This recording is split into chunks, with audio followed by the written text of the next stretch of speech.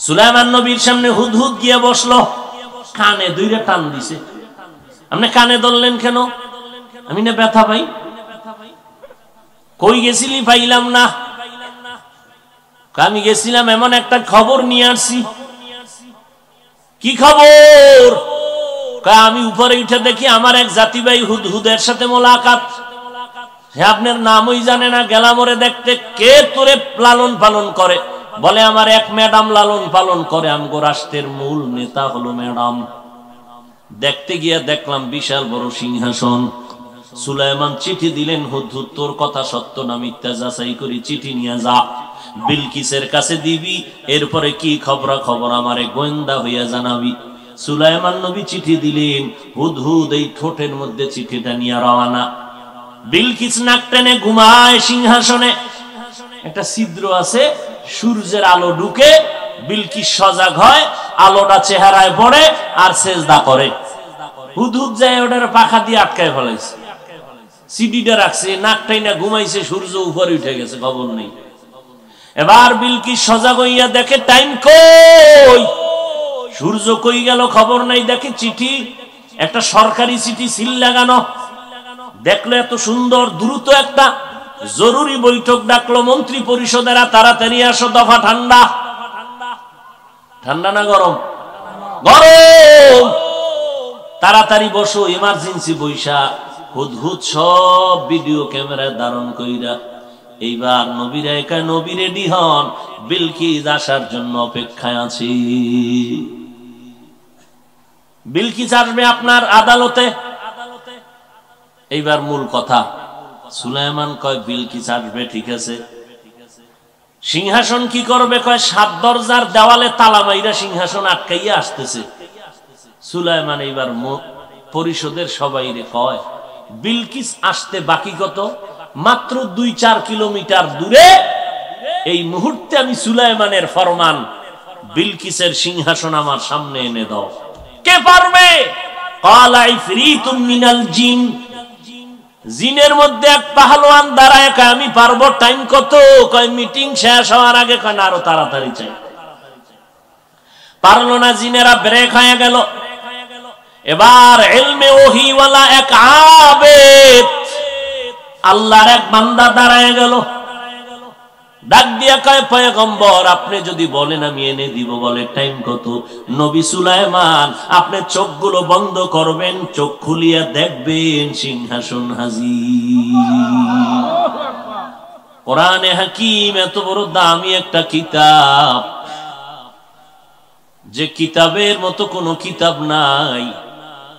যে কিতাব দেখলে সওয়াব, ধরলে সওয়াব, পড়লে সওয়াব, শুনলে সওয়াব। এত দামি একটা কিতাব, যে কিতাব শুধু তাকায় তাকায় দেখবে হাযা কালাম রাব্বি, এটা আমার আল্লাহর কালাম। নবী কয় যদি তাকাইয়া মুহাব্বত লাগায় দেখো, মরণের আগে চোখের পাওয়ার নষ্ট হবে না। এমন এক দামি কিতাব কোরআন।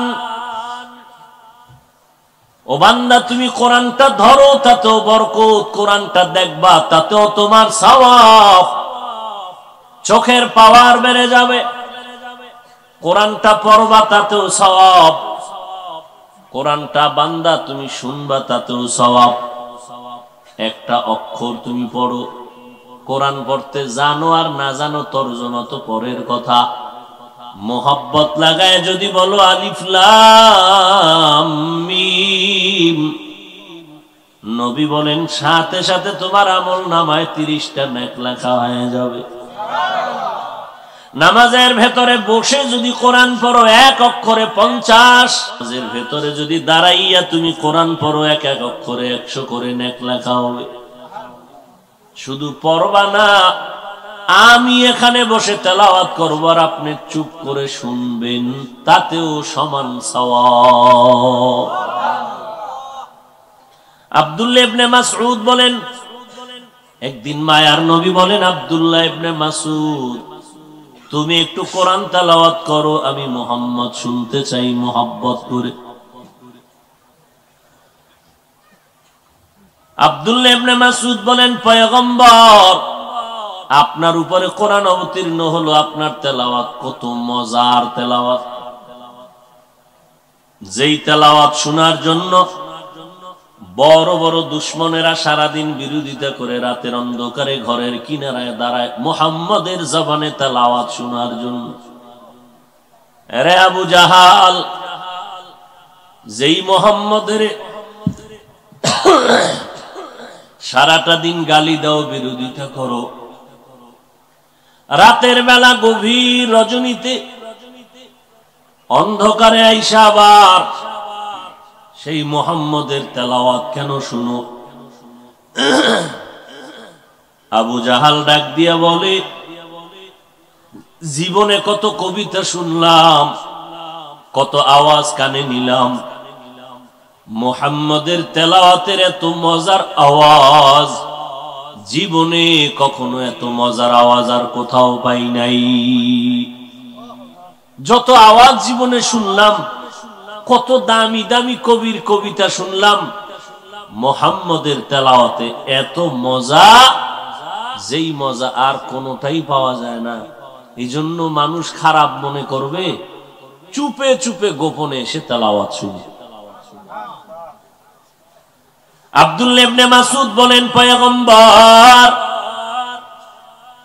আপনি তেলাওয়াত করেন, আবু জাহাল শুনে রাতের গভীরে চুপে চুপি চুপি, আপনি আমাকে বলেন আমি তেলাওয়াত করব?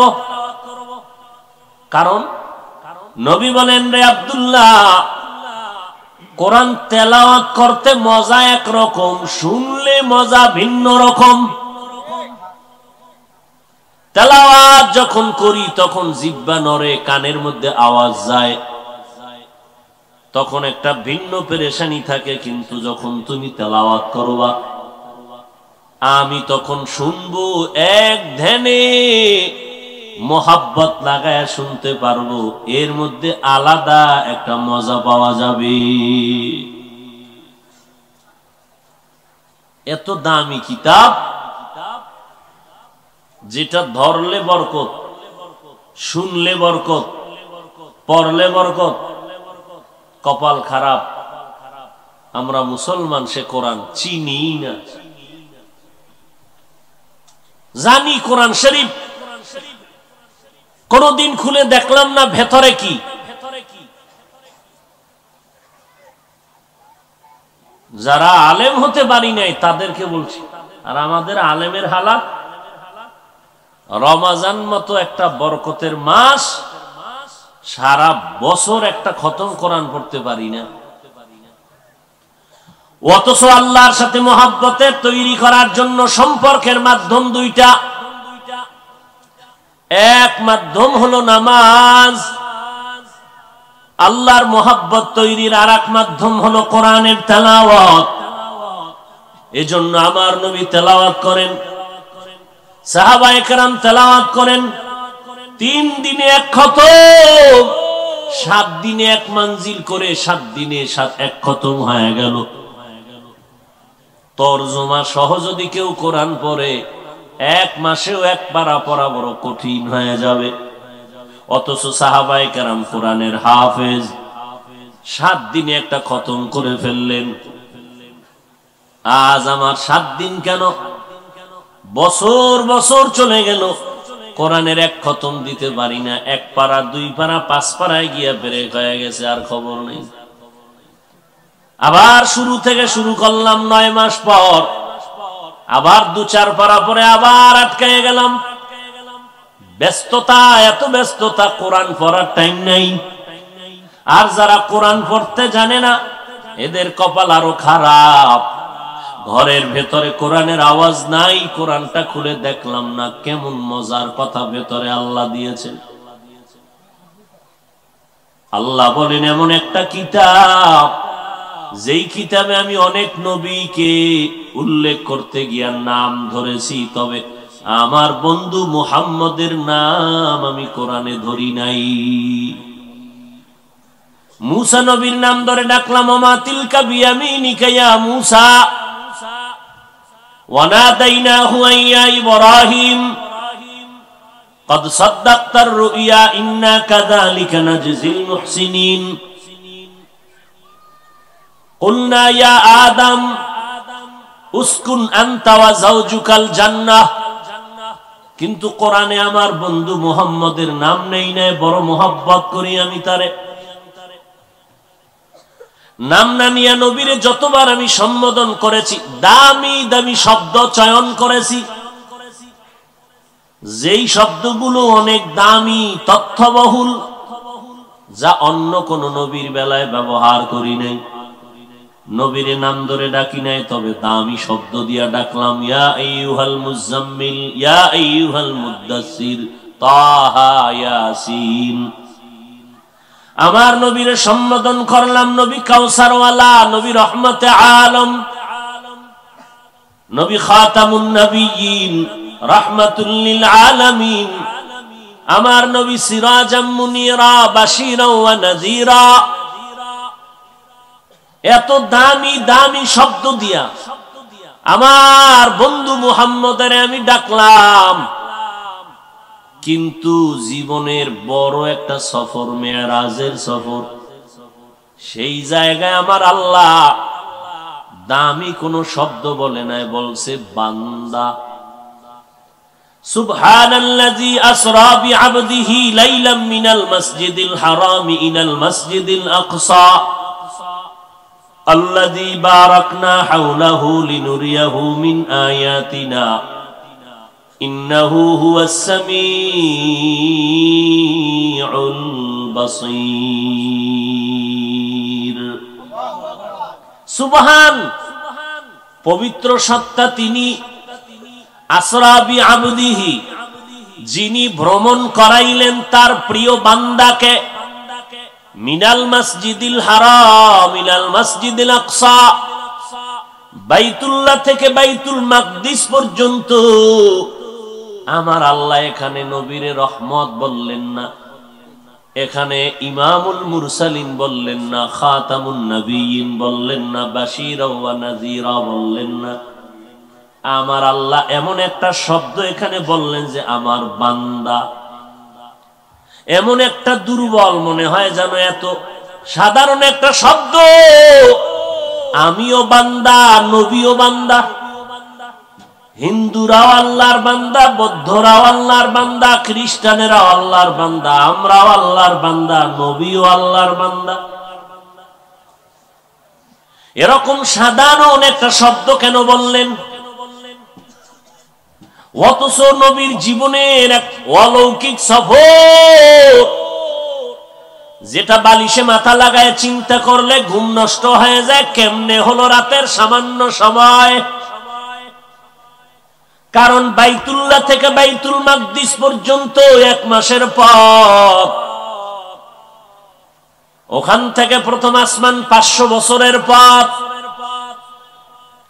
নবী বলেন আমি রাতের বেলা ঘুমাই আমার চাচাতো বোন উম্মে হানির ঘরে। কেউ বলে না হাতিমে কাবায় নবী ঘুমাইলেন, কেউ বলে শিয়াবে আবু তালিবের মধ্যে নবী ঘুমায়। জিব্রাইল আসলেন, দরজা দিয়ে না ঢুইকা ডাইরেক্ট ছাদ ছিদ্র করে জিব্রাইল নামলেন ভেতরে। নাইমা নবীর পায়ের কিনারায় মোবারকে পাখা লাগায় দিলেন, নবী সজাগ হয়ে গেলেন। নবী দেখে জিবরাইল, ভাই জিবরাইল কি খবর? দরজা ছাড়া ঢুকলেন কেন? উল্টা কাছে কামি হইব সব উল্টা। আজকে আপনার সাথে আমার সব ব্যবহার হবে উল্টা, এই জন্য উদ্বোধন হয়েছে উল্টা দিকে। কি ব্যবহার? ওঠেন। নবী বলেন আমারে ধইরা হাতিমে কাবায় নিল, আমারে চিপ ভাবে শোয়াইলেন, বুকটাকে চিরলেন, ভেতর থেকে কলব বের করে স্বর্ণের পেয়ালায় রাখলেন, জমজমের পানি দিয়ে ধুইলেন, আবার ভেতরে রাখলেন, আবার মিলায় দিলেন। সেলাই নাই, রক্ত নাই, ব্যথা নাই। জমজমের পানি দিয়া ওযু বানাইলাম। জান্নাতি এক বাহন। জিবরাইল বলে নবী বাহনের মধ্যে উঠেন, এটা বোরাক জান্নাত থেকে নিয়ে আসছি, আমার মাওলায় পাঠাইছেন। হোয়া হুকুম, जिब्राइल को यूं शिताब बुराक एक जन्नत से कर इंतखाब सजा उसको ज़ेवर से तू ताब पा फिर उसको तू काबा में लेकर के जा। জান্নাতি পোশাক সাজাইয়া বোরাক নিয়ে আসি, উঠে নবী উঠবেন, বোরাক উঠাইতে চায় না, কেমন যেন অভিমান। বোরাক কেমন কেন করো? কয় জান্নাতের সফর সঙ্গী আমারে বানাবেননি, হাসরের মাঠে আমি বাহন হতে চাই। নবী বললেন বোরাকে উঠলাম, বাইতুল্লাহ থেকে বাইতুল মাকদিস 1 মাসের পথ আমি দেখলাম, চোখের পলকে আমি হাজির। ওখানে গিয়া দেখলাম সব আম্বিয়া কেরাম স্বাগতম জানাচ্ছে আমারে। আজান হয়ে গেল, নামাজের ইমাম কে হবে? জিব্রাইল আমার হাত ধরে বলে নবী আপনি যেখানে হাজির ওই জায়গায় আর কারো ইমামতি করা হারাম। নবী যেখানে হাজির সেখানে আর কারো ইমামতি চলে না। যদি কেউ ইমামতি করে নবীর সামনে, তাহলে বুঝতে হবে এটা খুব মোহাব্বত না বেয়াদবি? বেয়াদবি। হ্যাঁ, এক আল্লাহর বান্দা স্বপ্ন দেখছে, দেখতেছে নবী পিছনে আব্বাজান ইমাম হয়ে নামাজ পড়ায়, আব্বাজান সামনে, পেছনে আমার নবী। স্বপ্ন দেখা বলেছে, স্বপ্ন দেখে চলে গেল। স্বপ্নের ব্যাখ্যাকারী সবাই স্বপ্নের ব্যাখ্যা করতে, এজন্য স্বপ্নের কথা সবাইকে বলাও নিষেধ। আল্লামা ইবনে সিরিনের দরবারে গেলেন, স্বপ্ন দেখার পরে কয় তাড়াতাড়ি কাফন কিনতে যা, তোর বাবার মরণ। তোর বাবার কি? কারণ আমার নবীর সামনে কেউ যেতে পারে না, যে যাইবে সে লাশ হইয়া যাইবে। ইমাম সাহেবের সামনে কেউ যায়নি, যদি যায় লাশ, ইমাম পিছে লাশ সামনে। এ স্বপ্নের ব্যাখ্যা। তোর বাপেরই ইমাম দেখছো না লাশ দেখছো? কাফন কিন তাড়াতাড়ি। আমার নবী ইমামতি করলেন, আবার বোরাকের সফর শুরু। বলে নবী 500 বছরের পথ, চোখের পলকে চলে গেলাম। গিয়া দেখলাম আসমানে 2টা দরওয়াজা, জমরা দিয়া কুত পাথর দ্বারা বানানো দরজা, তালা লাগানো, নূরের তৈরি তালা। জিবরাইল কয় দরজা খোল। দারোয়ান ভিতরে বয়ে কয় কে তুমি? কয় আনা জিবরাইল মা'আক হুয়া মুহাম্মদ।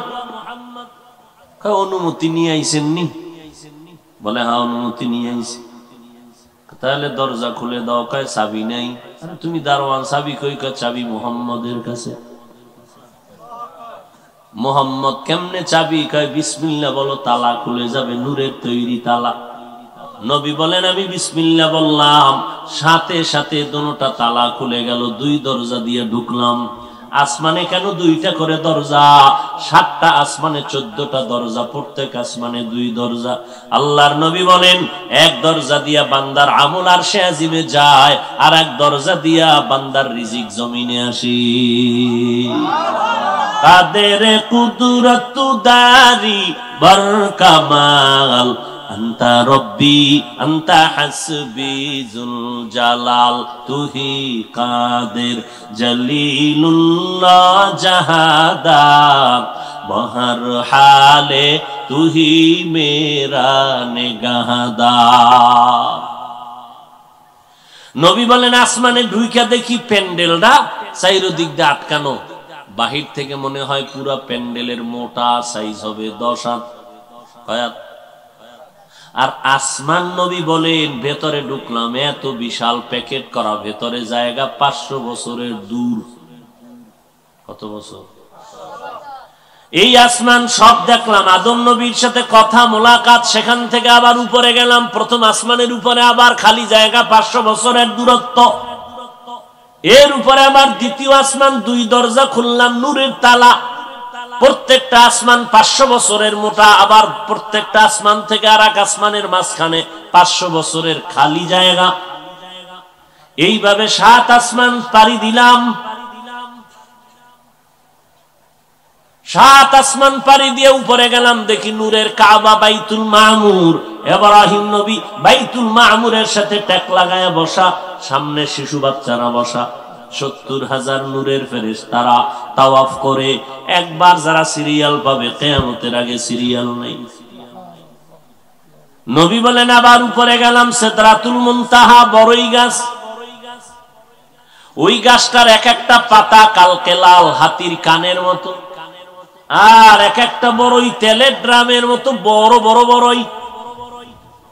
নবী বলেন ওখান থেকে উপরে আবার সফর শুরু, আমার রফরা বাড়ছে।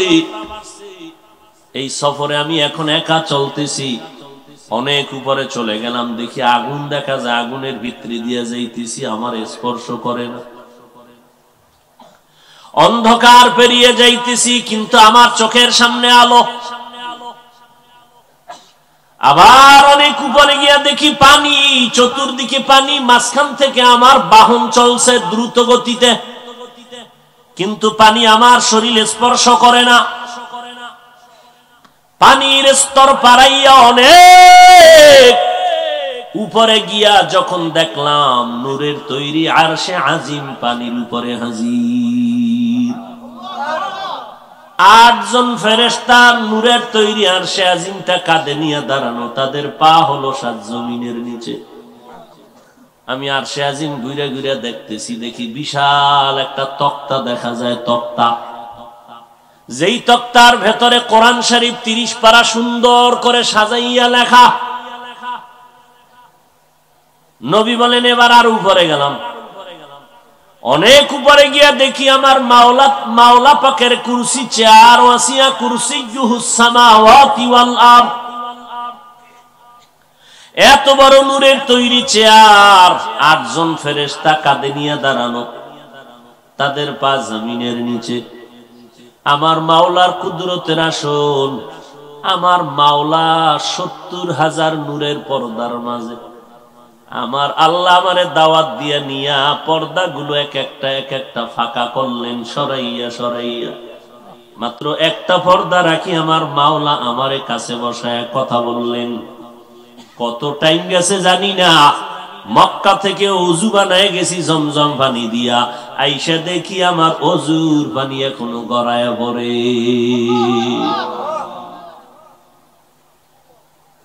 নাস্তিকরা কয় এত বিশাল সফর এটা কেমনে হয় সশরীরে? আল্লাহ কয় এই নাস্তিক বেঈমান, তোদের মুখে ধুলা নিক্ষেপ করে সব নাস্তিকদের জবানকে বন্ধ করলাম একটা শব্দ দিয়া, বান্দা।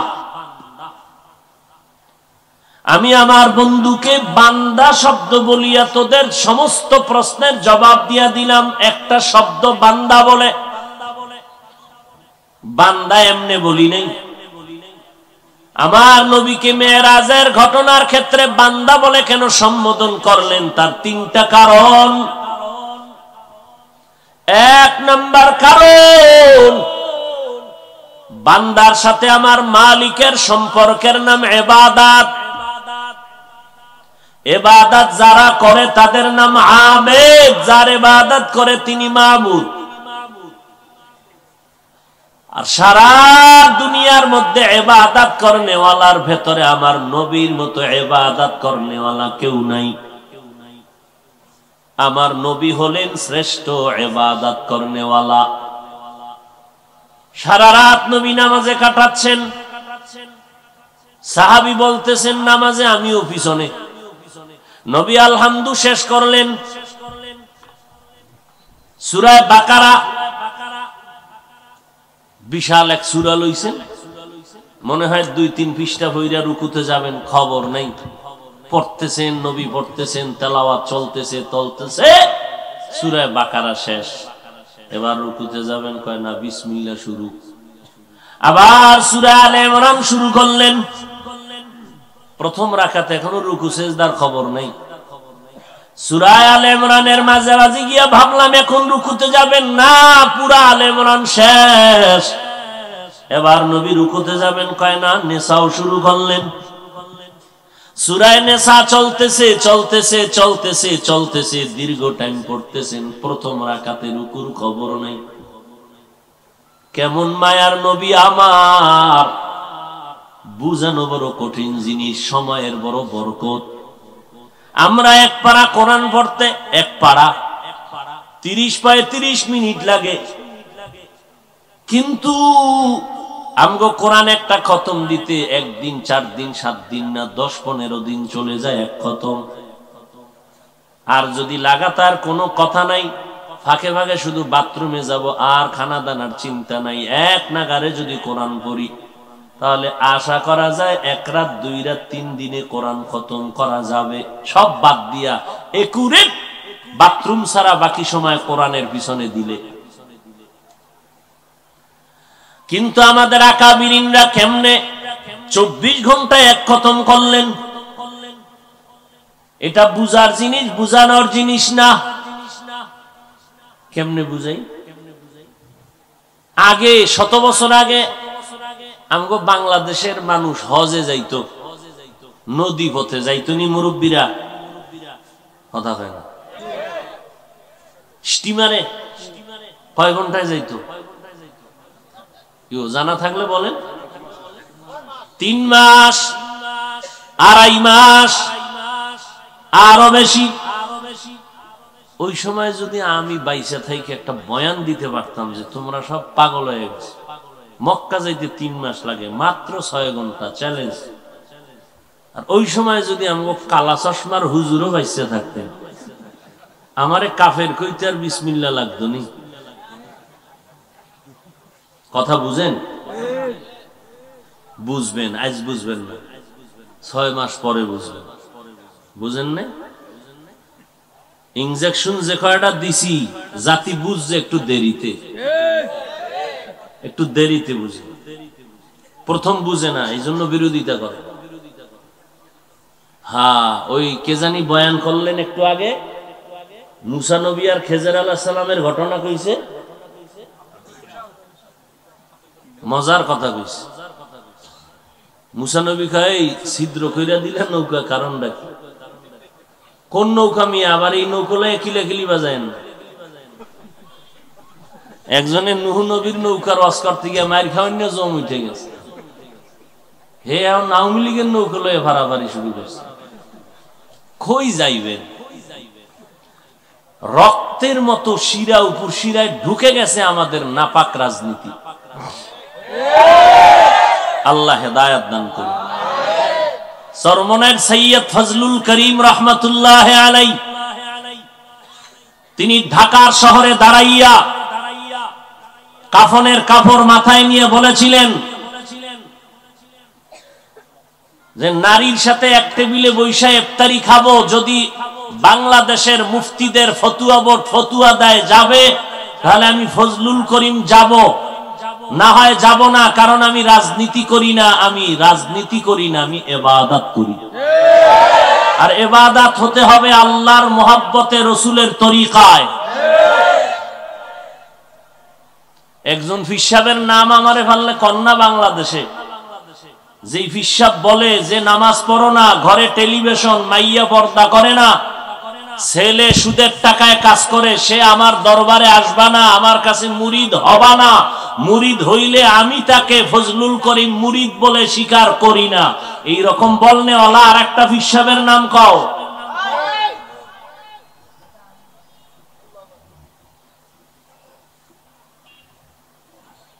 হুজুরে বলছেন যে সব একদিকে, আপনি যান না কেন? কে কয়? হার স্ত্রী। তো হুজুর কয় মন চাইলে তুমিও যাও। হ্যাঁ, বড় কঠিন জিনিস। আল্লাহ পাক রব্বুল আলামিন দুনিয়াতে তার খাস বান্দাদেরকে কিছু বরকত দান করেন তাকওয়ার উপরে মজবুত হইয়া চললে। তো আমার মায়ার নবীকে আল্লাহ বান্দা বললেন কেন? 3টা কারণে নবীকে বান্দা বলেছেন। 1 নাম্বার কারণ আল্লাহর সাথে বান্দার ইবাদত সম্পর্কের নাম কি? ইবাদত। আমার নবীর মতো ইবাদত করনেওয়ালা কেউ আসেনি? ও ভাই কথা বলেন। নাম্বার 2, নবীরে বান্দা বললেন কেন? তার 3 কারণের একটা দ্বিতীয় কারণ আল্লাহ বুঝায় দিলেন, এরে মানুষ, বান্দা কারে কয়? যার শুধু দেহ আছে, রুহু নাই, এরে বান্দা কয় না বান্দার লাশ? লাশ। যার দেহ আছে রুহু নাই সে বান্দার লাশ, সে আব্দুর রহমান না আব্দুর রহমানের লাশ। আবার যার দেহ নাই রুহু আছে এটাও মানুষ না। তো বান্দা কারে কয়? দেহ আর রুহের সমন্বয়। আমি বান্দা, আমার দেহ আছে, রুহ আছে। আল্লাহ কয় আমি মুহাম্মদের বান্দা বইলা বলছি, মেরাজ করাইলাম। তো মেরাজ করাইলাম আমার বান্দারে, তার মানে শুধু রূহ না, শুধু দেহ না, আমার বান্দা বলে আমি মেরাজ করাইলাম, বুঝাইয়া দিলাম আমার মুহাম্মদের মেরাজ সশরীরে হয়েছে। কেমনে হইল? কেমনের জবাব দিলাম? সুবহান শব্দ দিয়া।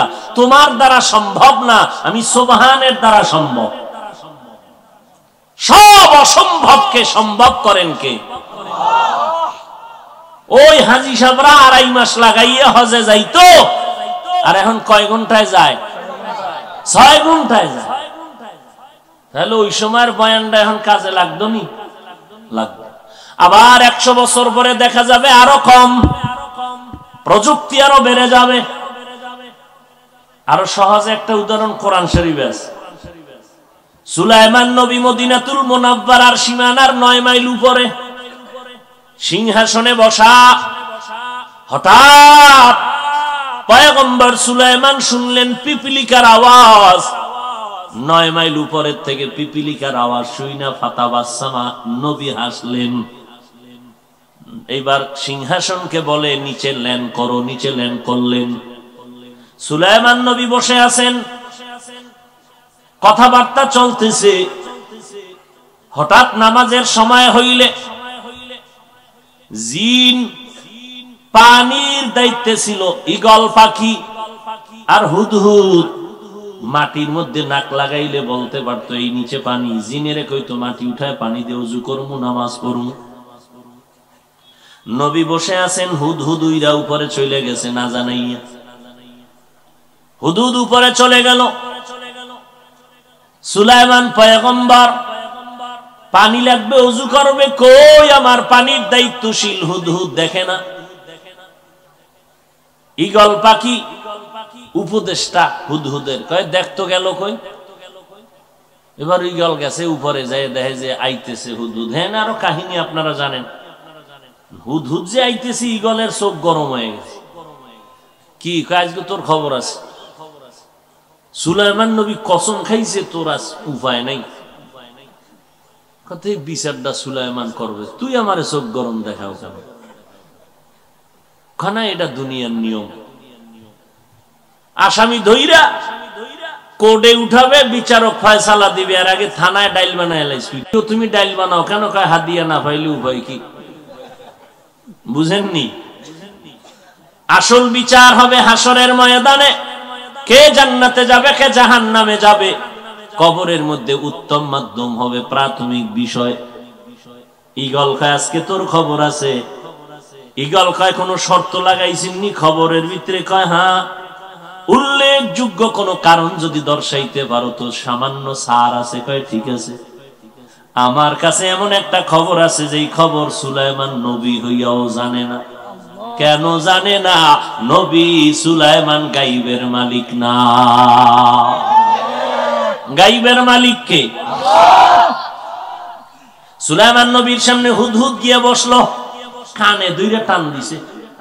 আপনি কানে ধরলেন কেন? আমি না ব্যথা পাই। কই গেছিলি? পাইলাম না। আমি গেছিলাম এমন একটা খবর নিয়ে আসছি। কি খবর? আমি উপরে উঠে দেখি আমার এক জাতি ভাই হুদহুদের সাথে মোলাকাত। হ্যাঁ, আপনার নামই জানে না। গেলাম ওরে দেখতে। কে তোরে লালন পালন করে? বলে আমার এক ম্যাডাম লালন পালন করে, আমগো রাষ্ট্রের মূল নেতা হলো ম্যাডাম। দেখতে গিয়া দেখলাম বিশাল বড় সিংহাসন। সুলাইমান চিঠি দিলেন, হুদহুদ তোর কথা সত্য না মিথ্যা যাচাই করি, চিঠি নিয়ে যা, বিলকিসের কাছে দিবি, এরপরে কি খবরা খবর আমারে গোয়েন্দা হইয়া জানাবি। সুলাইমান নবী চিঠি দিলেন, হুদহুদ এই ঠোঁটের মধ্যে চিঠিটা নিয়ে রওনা। বিলকিস নাক টেনে ঘুমায় সিংহাসনে, একটা ছিদ্র আছে, সূর্যের আলো ঢুকে, বিলকিস সজাগ হয়, আলোটা চেহারায় পড়ে আর সেজদা করে। হুদহুদ যায় ওটার পাখা দিয়ে আটকায় ফেলাইছে, সিডিটা রাখছে, নাকটাই না ঘুমাইছে, সূর্য উপরে উঠে গেছে, খবর নেই। এবার বিলকিস সজাগ হইয়া দেখে টাইম কই, সূর্য কই গেল খবর নাই। দেখে চিঠি, একটা সরকারি চিঠি সিল লাগানো। দেখলো এত সুন্দর, দ্রুত একটা জরুরি বৈঠক ডাকলো মন্ত্রী পরিষদেরা, তাড়াতাড়ি আসো, দফা ঠান্ডা। ঠান্ডা না গরম?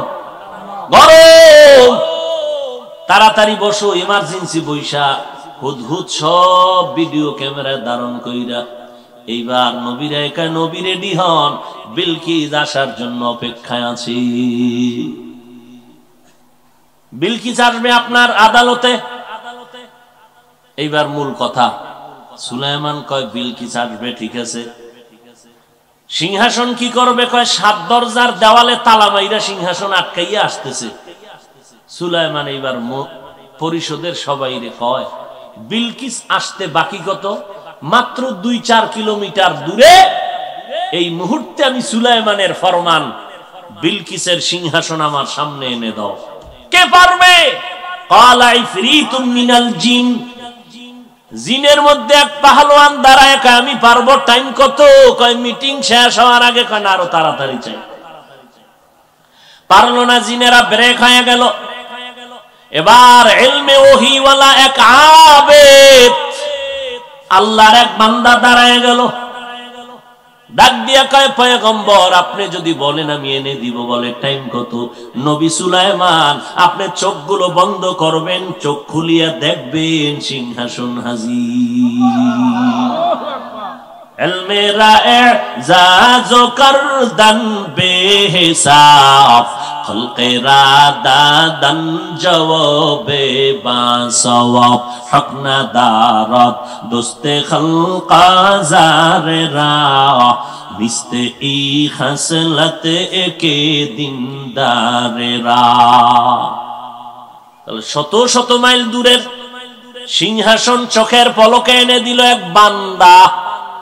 জিনেরা পারে নাই, ওখানে পাওয়ারলেস হয়ে গেছে। বান্দার পাওয়ার এত বেশি, আল্লাহ পাক বলে আমি পাওয়ার দান করি আমার বিশেষ বান্দারে। তাকওয়ার মাধ্যমে পাওয়ারের নাম হলো ফুরকান। যেই ফুরকানের পাওয়ার দিয়া বান্দা অনেক দূর আগায় যায়। এজন্য নবী বলেন ইত্তাকু ফিরাসাতাল মুমিন ফাইন্নাহু ইয়ানজুরু বিনুরিল্লাহ। আমার বিশেষ মুমিন বান্দা যারা, তাদের অন্তরের কলবের পাওয়ার থেকে সতর্ক। তুমি যা দেখো না, খাঁটি আল্লাহর বান্দা অনেক কিছু দেখতে পায় আল্লাহর নূরের আলোর মাধ্যমে, যে পাওয়ার তোমার আমার কাছে নাই।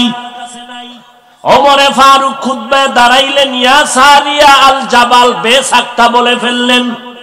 শত শত মাইল পাহাড়ের কিনারায় সারিয়াকে পড়ার সময় জিজ্ঞাসা করা হলো, সারিয়ারে আওয়াজ পাইছিলি নি? কয় কসম, ওমর যখন আওয়াজ দিছে ডাইরেক্ট আমি কানে শুনতে পেয়েছি। এই পাওয়ার বান্দা হিসাবে আমার মাওলা দান করেন। নবীরে বান্দা বলার 3 কারণ, 2টা শেষ, আর একটা কইতাম নি। আমার এই এলাকায় কিলাকিলি আছে না? বান্দা বলার 3 নাম্বার কারণ হলো, যারা নবীরে নূর আর মাটি নিয়ে কিলাকিলি বাজাও, তাদের জন্য টাটকা জবাব হলো আমার নবী বান্দা। আমার নবী বান্দা, আমার নবী আব্দ, আমার নবী আবেদ। আল্লাহর স্থায়ী সিদ্ধান্ত, মাটির সৃষ্টি শ্রেষ্ঠ মানুষ, নূরের সৃষ্টি শ্রেষ্ঠ না, আগুনের সৃষ্টি শ্রেষ্ঠ না। সিদ্ধান্ত আমার আল্লাহর, অস্থায়ী নয়, বড় স্থায়ী সিদ্ধান্ত। মানে নাই কে? কে মানে নাই? ইবলিস। এই ইবলিস, মানলি না কেন? কয় গায়ের জোরে। কয় না না আল্লাহ, গায়ের জোরে না তো, যুক্তির ব্যানারে। কি যুক্তি? কেন যুক্তিটাও ফালায়া দেওয়ার মতো না। খালাকতানি মিন নারিন ওয়া খালাকতাহু মিন তিন। আল্লাহ আমারে বানাইছেন আগুন দ্বারা, আদম রে মাটির দ্বারা। আগুনের গতি উপরে, মাটির গতি নিচে। তো যুক্তিও ঠিক আছে যে আমি নত হব কেন, আদম আমারে সিজদা করবে। যুক্তিটা একেবারে ফালাইয়া দেওয়ার মতো না। কিন্তু আল্লাহ তো রাগ হয়ে গেলেন, আরে ইবলিস যুক্তি দিবি ঠিক আছে, তবে আমার সামনে কেন? লেখাপড়া করছো, শুদ্ধ ভাষা ছাড়া কথা নাই। খুব চমৎকার শুদ্ধ ভাষায় বক্তা সাহেব বয়ান করেন, এটা একটা ইন্টারন্যাশনাল ম্যানের পরিচয়। কিন্তু সেই মাস্তানি কইরা যদি মায়ের সাথেও শুরু করে শুদ্ধ ভাষায় কথা কর, আর জায়গা পাইনি না, গ্রামে মা থাকে, মায়ের সাথে গিয়া যে শুদ্ধ বুঝে না, এর সাথে শুদ্ধ কথায় কথা বলে। আম্মা জান খেয়েছেন, ঘুমিয়েছেন শুদ্ধ ভাষায়। কোরআন বলে যেই মা যেই ভাষা বুঝে ওই ভাষায় কথা বলার নাম আদব, এর থেকে ভিন্ন ভাষায় কথা বলার নাম চূড়ান্ত বেয়াদবি।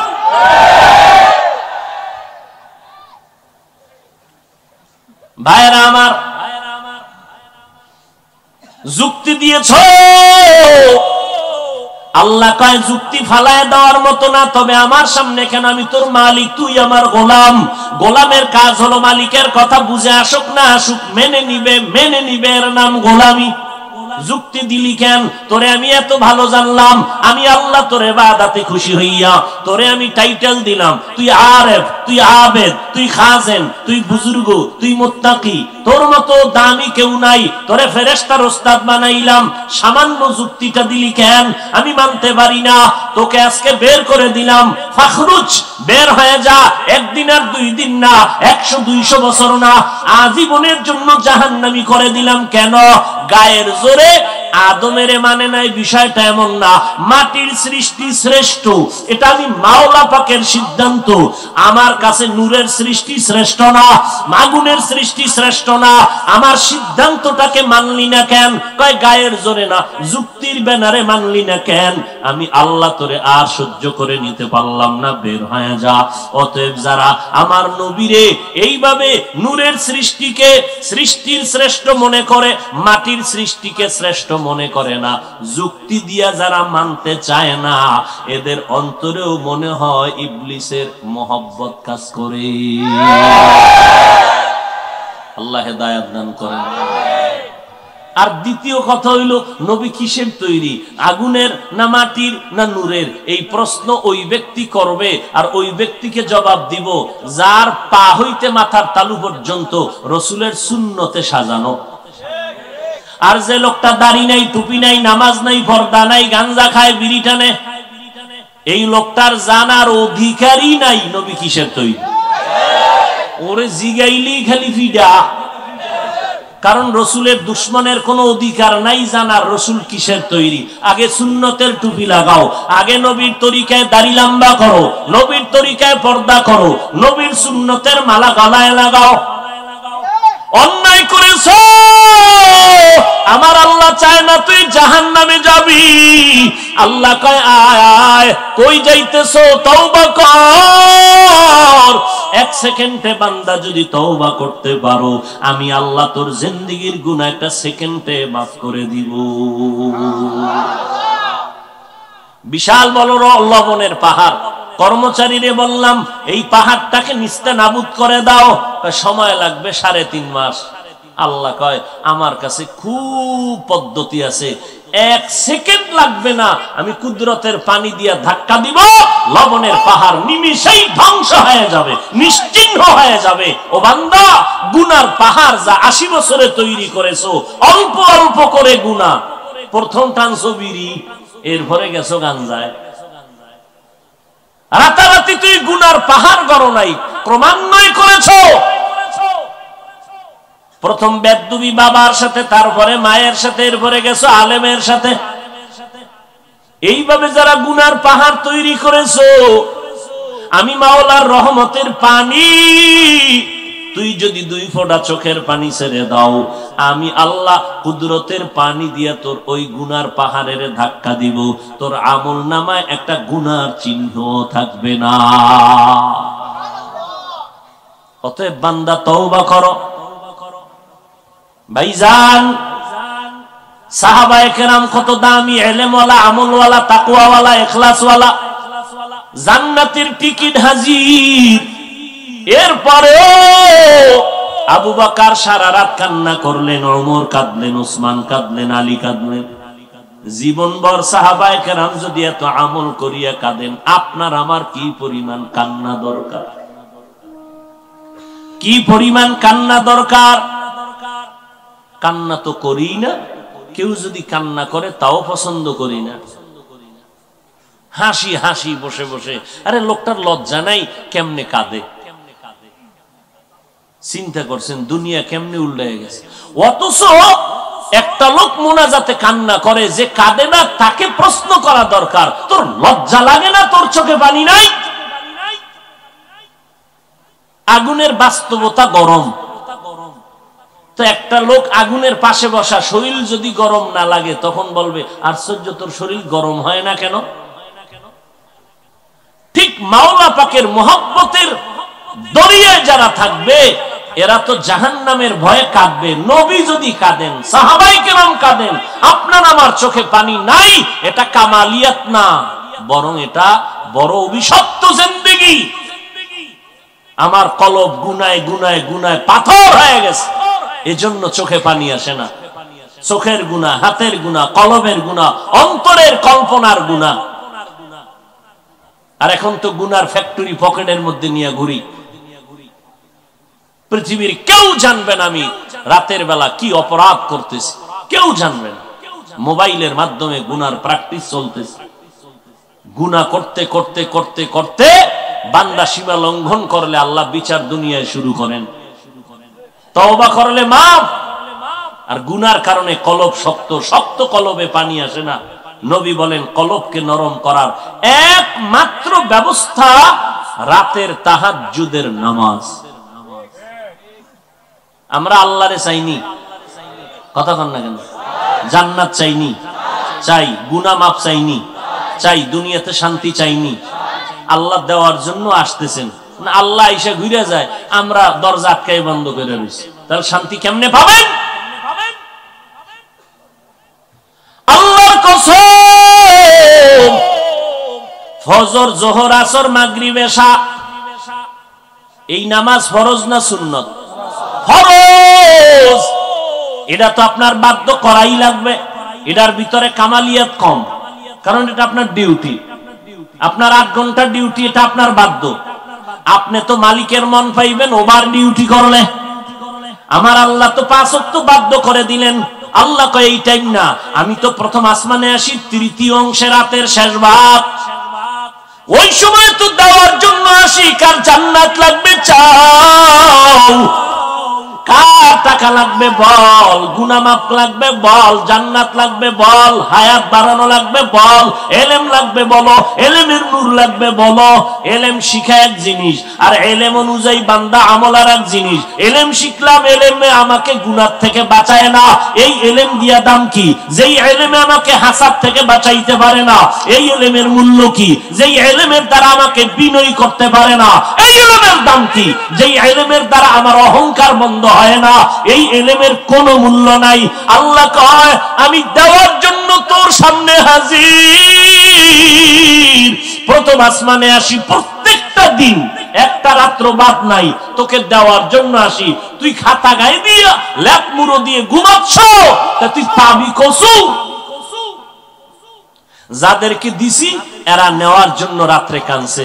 হাজী এমদাদুল্লাহ চাইছে জাহিরি ইলমের কেলাস ছাড়া তার সিনায় দিয়ে দিছে। তুমি তো 15 বছর ক্লাস করেছো, হাজী এমদাদুল্লাহকে ক্লাস ছাড়া ইলমের নূর সিনায় দিয়েছি, যেই নূরের আলোতে আলোকিত হওয়ার জন্য ইলমের জাহাজ রশিদ আহমদ বানাইলো, কাসেম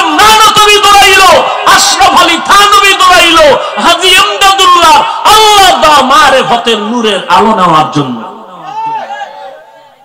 আমি দিতে চাই, তুমি নাও না, এরপরে যদি আল্লাহর কাছে চাইছি দেয় না, কেমন ফিডা দরকার? আল্লাহ দেওয়ার জন্য আসছেন ভোর রাত্রে, আর তুমি নাক টেনে ঘুমাইলা আর বলবা আমি তো নামাজ কামাই দিই না, 5 ওয়াক্ত পড়ি। ওরে ওভার ডিউটি বন্ধ কেন? হায় হায় হায় হায়। এই জন্য আমার রসুল একদিকে মুস্তাফা, আমার রসুল আর একদিকে মুজতবা। বড় কঠিন জিনিস।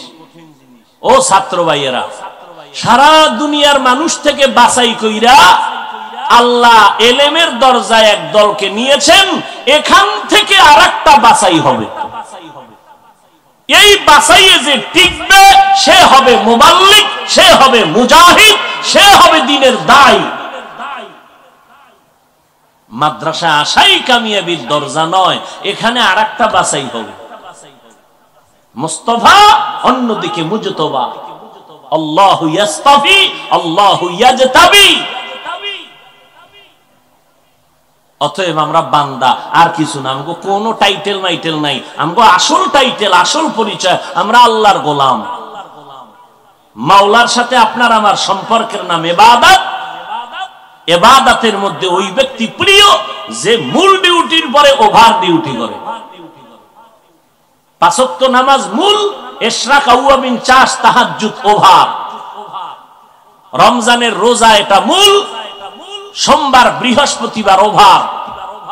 বছরে যাকাত দিবেন মূল, অন্য টাইমে মাহফিল, মাদ্রাসা, এতিম, অসহায়, রাস্তাঘাট, কালবাত সহজে সহযোগিতা করবেন ওভার। জীবনে হজ করবেন টাকাওয়ালারা একবার মূল, ফাঁকে ফাঁকে উমরা করবেন ওভার।